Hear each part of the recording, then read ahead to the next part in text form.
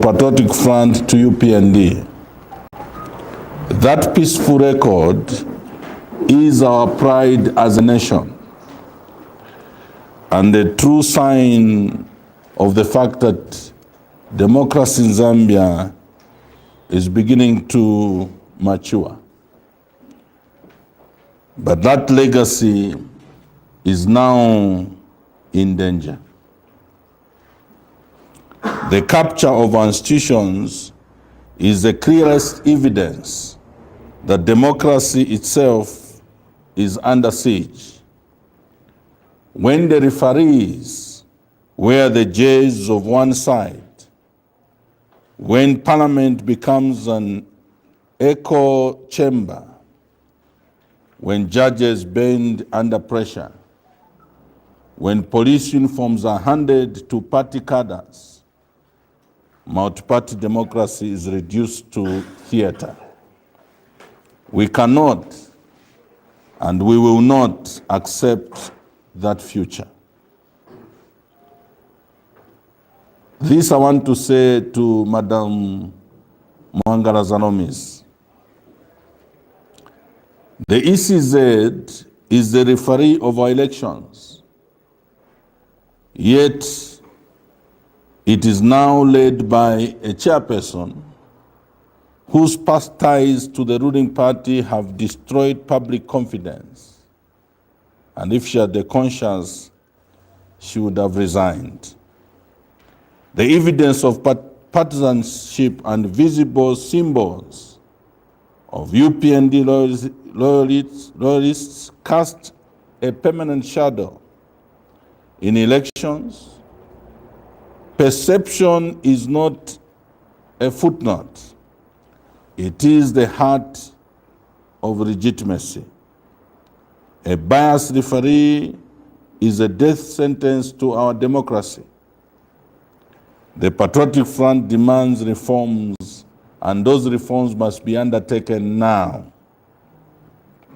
Publication of all reforms, proposals, and meeting records. Independent observers embedded in the reform process. Public audits of results, technology, and here we also demand that it looks like what has happened in Malawi may just be required to repeat here in Zambia, where we stop the attempt by UPND to use technology to manipulate the results of 2026.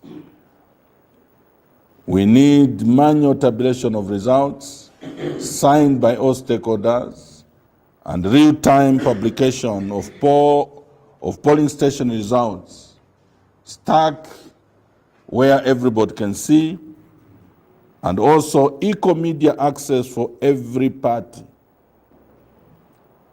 especially the public media. Anything less is rigging by design. And so far, the UPND are attempting to rig the elections of 2026 now, even before we get there. And as PF were saying, that will not be allowed. The National Assembly. Parliament is meant to be the people's house. Instead, it has become an annex of Community House. Opposition MPs have been suspended for speaking the truth. Honorable Robert Kapianga, Member of Parliament from Pika, is a recent victim, together with his colleague, Honorable Mtoto Kafaya of Lunte. These, the most recent victims, as you may know, rulings from the Speaker have been rearranged against the opposition leadership during live political disputes. This is not discipline, especially when she pronounces herself. It is actually a well-orchestrated attempt to silence the voice of the opposition MPs in the House. Parliament has lost its honor and become a weapon against dissent. We demand a minority right charter to guarantee opposition voices, reforms to standing orders, and a permanent multi-party panel to protect the independence of Parliament. Because the UPND has successfully transported those who only qualify to be in the choir of praise singers of UPND to get into Parliament. The judiciary, without predictable justice, there is no freedom, and there can never be meaningful investment in that nation. Clearly, the judiciary has been infiltrated and manipulated. Cases are delayed or decided along political lines. Citizens are beginning to see courts not as temples of justice, but as instruments of the ruling party. This is dangerous. When the law bends for politics, the nation breaks. Mr. Hakainde Hichilema, please leave the sacred institution called the judiciary to function independently. It's a conscience of society. It is what is supposed to make society sane. When we have disputes and we can't resolve, there must be a place we can go to and are sure that the one who's right will be guaranteed of justice. We demand reforms to the Judicial Service Commission,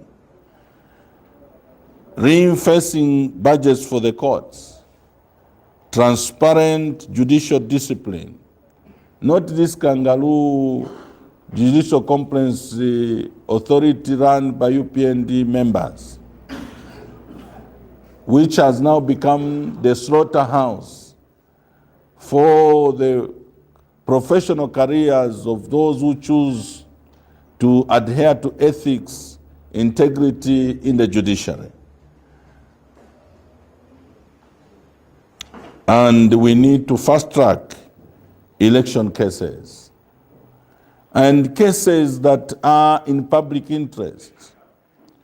The Patriotic Front matter to do with the illegal conference that was held in October 2023 on the 24th should have been resolved within months, because it also, if not resolved, a threat to the peace of this country. The faces I see here are faces of numerous, representing numerous, if not millions, of people who want to have their views and concerns ventilated through the Patriotic Front. The frustration in this country because of the lack of participation in the political discourse of this country by Patriotic Front is a danger to the peace of this country. Judges must be servants of the law and not servants of people whose tenure in office is very temporal. Mr. Hakainde Hichilema is going to serve only 5 years.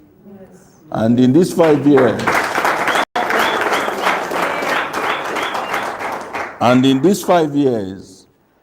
you don't want to ruin your career. We are remaining with just a few months before the elections. Those of you who have found yourself on the wrong side of ethics and professionalism, you have only a short window in which you can redeem yourself. Do the right thing. At least do the right thing towards the end of this short-lived President Hakainde Hichilema. You are not servants of the executive. You are servants of the people, of the law. The police in this country have allowed or are shown to protect all citizens. Instead, we have ancient men like Mr. Musamba being IG, and he has turned the police into a militia for the ruling party against the opposition and dissenting voices. We want to urge all professional police officers, don't allow Mr. Msamba to destroy your career as professional police officers. Mr. Msamba was picked from the farm. He is archaic in terms of his policing. Most of you in the service have a chance to rise through the ranks and be able to serve this country with diligence and again improve the reputation of the Zambia police, which is ranked among the lowest in this world in terms of being professional and upholding the rule of law. We demand a return to neutrality, replace payment-style policing with a notification system. That is what the law says by virtue of the Christian Mundika law.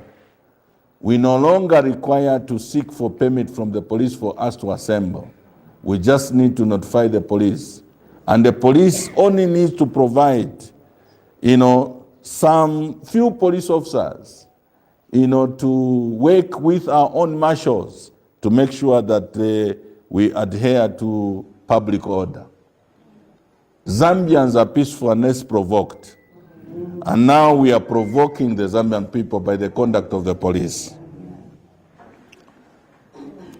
And we want to demand that please punish officers who enforce party orders and not the law, and establish a joint peace desk with civil society to guarantee the safety of dissenting voices.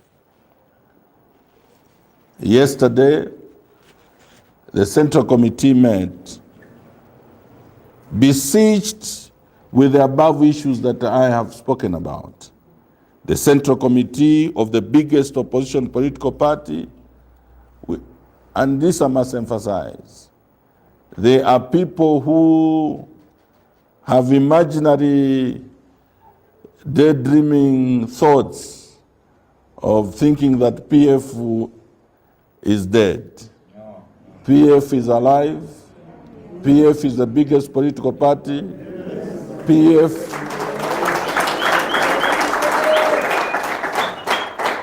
PF is going to participate in the 2016 elections, 2026 elections.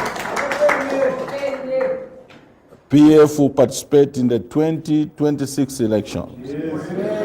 But we have also chosen that we'll participate with those who are like-minded within the opposition family.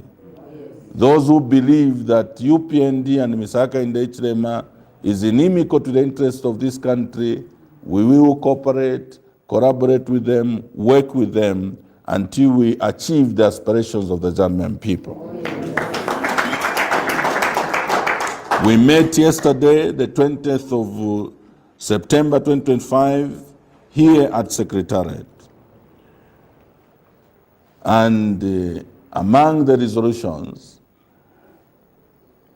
the Central Committee, in exercising the powers conferred on it by Article 68 and 69 of the party constitution, the Central Committee hereby resolved as follows: that the mandate of the structures of the party at ward, constituency, district, and provincial level be and are hereby extended for the date thereof until the last date of the period set forth in the constitution of our party for their respective tenures of office. And the Secretary General is mandated to undertake a process of validation of the structures to establish that all vacancies therein are democratically filled by eligible members of the party. We have extended the structure arrangement of the party from 24 to 72. And that exercise, we are progressively, undertaking, and I think we're almost concluding. And therefore, the process of doing that in itself connotes a democratic elective process, which in the next few weeks, we are hoping that we can conclude across the country so that we are set for the exercises that are ahead of us.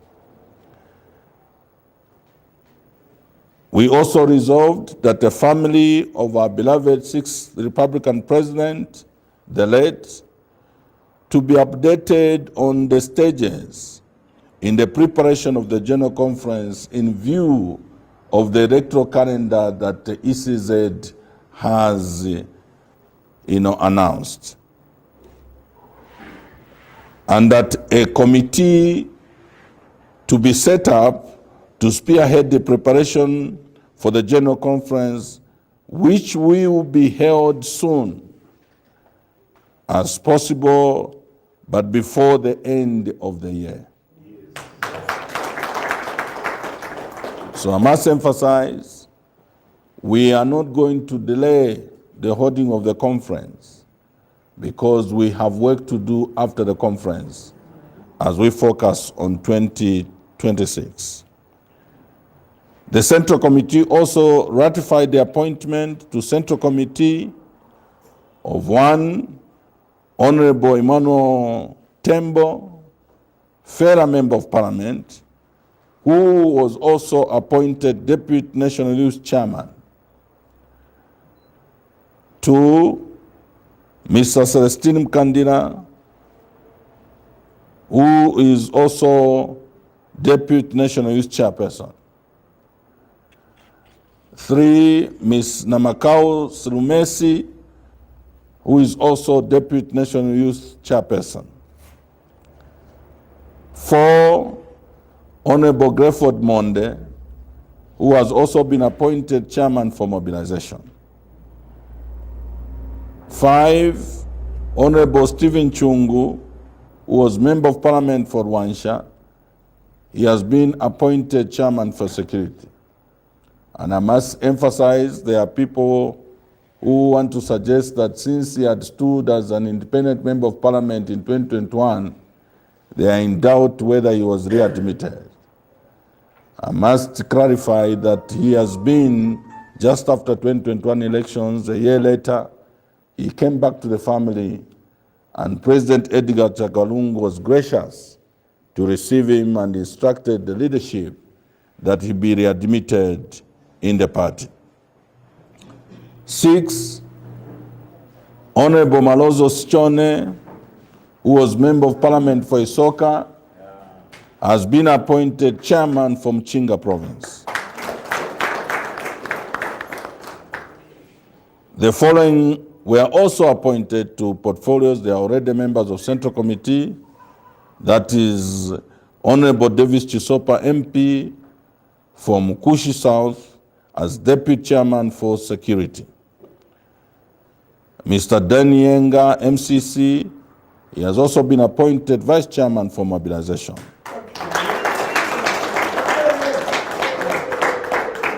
Madam Charity Kapona, MCC, is appointed Second Vice Women Chairperson of Patriotic Front. All these appointments are made in the interest of enhancing our effective preparation for the General Conference to be held very soon. Thank you very much for listening. God bless you. Aluta continua.